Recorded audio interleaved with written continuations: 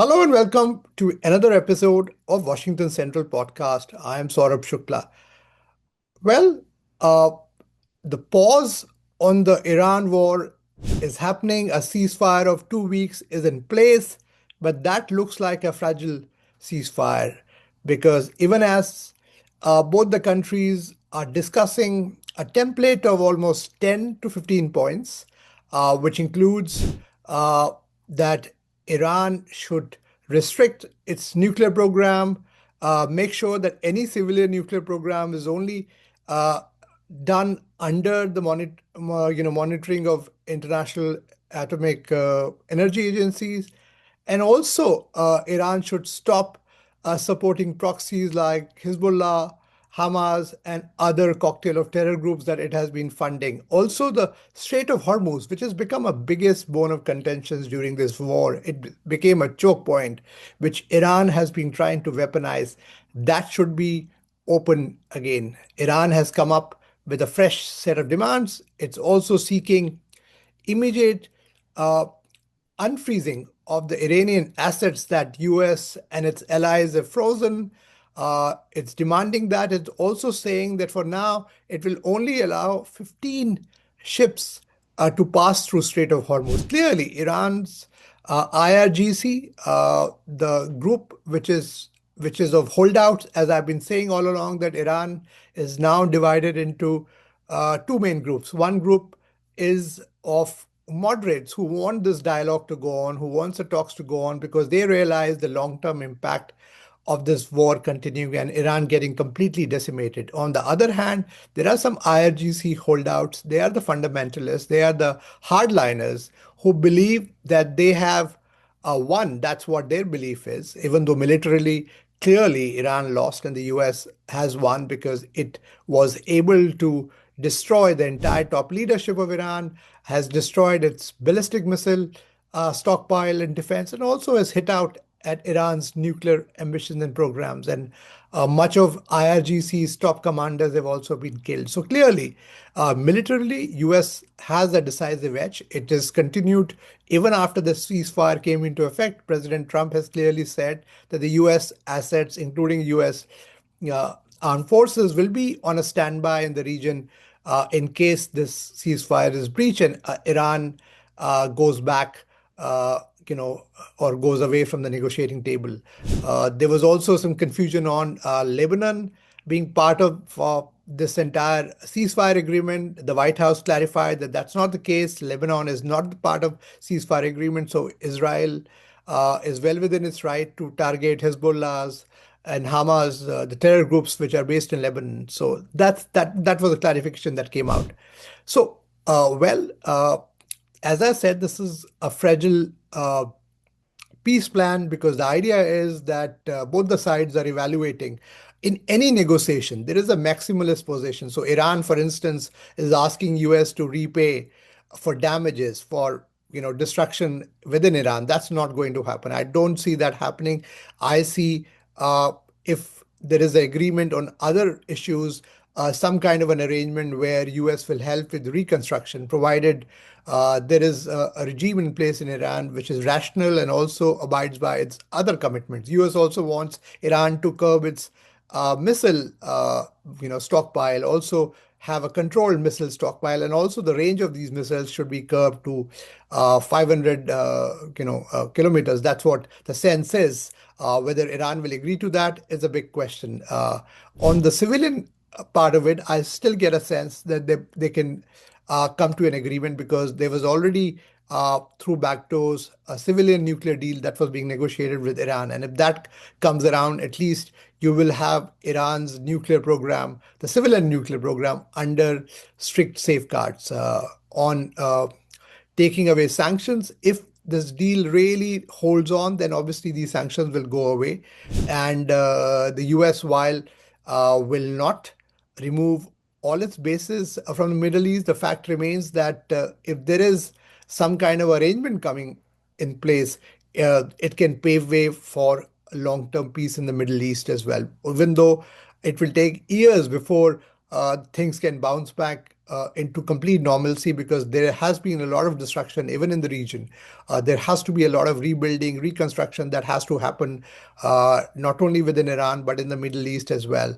Uh, but I get a sense coming back to the negotiators. Well, Pakistan turned out to be an unlikely negotiator. Islamabad is hosting the talks, but my sense is it's China which is playing uh, the hidden hand, so to say. China, all along, I've said in this war, has played a strategic role. It, on one hand, it has fought because it was impacted directly post this war as well. Because after Venezuela, Iran was a key energy source for China, and that was got hit. And clearly, the Chinese continue to support Iran not only through drones, through fuel for its missiles, also through intelligence coordinates. The Chinese intelligence continue to provide Iran with the coordinates on the US and Israeli forces. So that's something which has been there. And now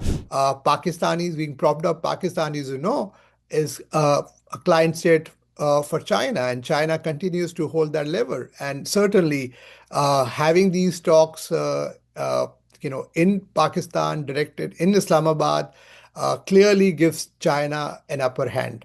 So, how will that pan out? It remains to be seen because obviously China wants to play this card. It doesn't want to come out in open by being in active war with the US or its allies, but clearly, whether it was India, Pakistan, other conflict, it has played a key role because it wants to hold these cards to make sure that any deal that happens, it benefits China as well.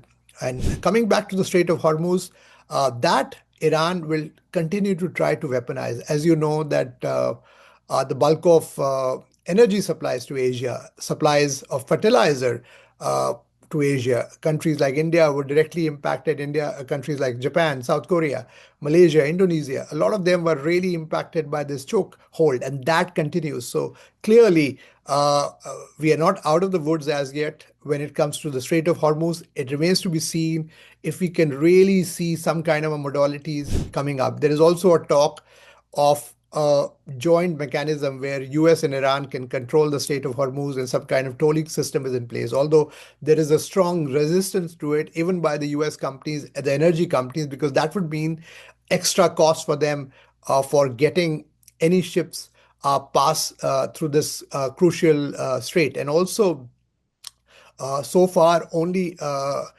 if this precedent comes into play tomorrow, Strait of Malacca and other such waterways which have these cargo ships passing by will may also think of levying such charges. So that also is a contentious point. I don't see that being accepted immediately, but obviously when you negotiate, when you come to the negotiating table, it's a maximalist and a position which you agree to. Uh, the war, both sides realize that it's not in their strategic interest. President Trump realizes it. He knows that the initial objectives have been met, and his closest advisors in White House are telling him now that you need to focus now on domestic issues. Obviously, in the U.S., even though the impact of the war has not been as high, but clearly, whether it's the president's approval ratings, which were high initially within its own support base, will dwindle if this war continues, because obviously the fuel prices have already crossed $4 a gallon. Obviously, there will be impact of the war on other key supplies as well. So that will bound to happen. And obviously, President Trump will not want, he will want to come out of this war as a strategic victor, then getting really, really pulled into a much longer war. And obviously, he and his military commanders also realize that Iran is not like Venezuela. It's a vast country. Obviously, has its own complications. There are still holdouts in the IRGC, and obviously, a prolonged war may not be in the best interest of the US and its allies as well. On the Iranian side, also, the Iranian leadership, whether it's the Pezeshkian, the Iranian president, or the foreign minister, they all realize that if Iran has to survive, in the sense it has doesn't want any more destruction. This is their chance to grab, and that's the reason why they also agreed to this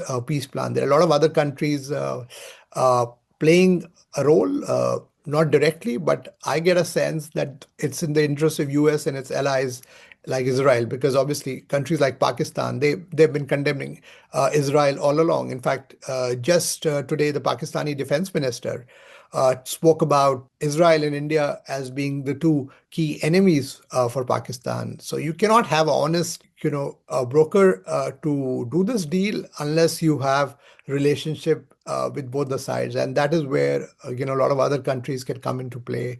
India can also play a strategic role here, even though I would say that the present policy of being uh, strategically equidistant in some ways, not getting involved has been, has worked well. But obviously, in the long run, we have to make sure that India also its own strategic acumen is found in this process as well as a peacemaker, because that is very important, especially for the long-term peace, because that directly impacts not only the Indian economy, the geopolitics.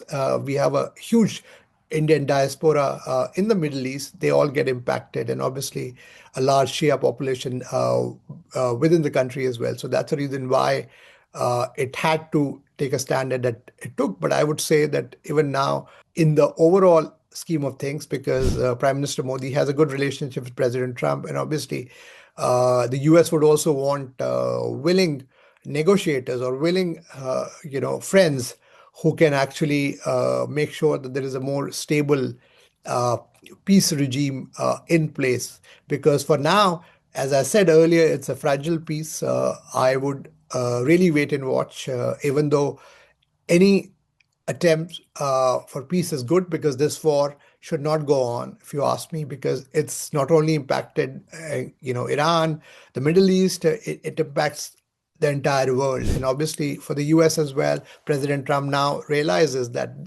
continuing this is not going to help the prospect for the Republican Party at the upcoming midterms in November. That's a key concern for the president, and any political leader always weighs in domestic audience, a domestic constituency. Clearly, I would say the next, while this meeting will be important, we have to watch what happens post this meeting as well, because this is a complicated situation. The war far from over, if you ask me. It is a temporary pause, but I hope this pause stays on and there can be some kind of an arrangement that we can come on. Certainly, there's some demands which will not be met, but there is still a likelihood of some of them which will be agreeable to both the sides, including having some kind of a mechanism to have Strait of Hormuz open again, will be a good confidence booster.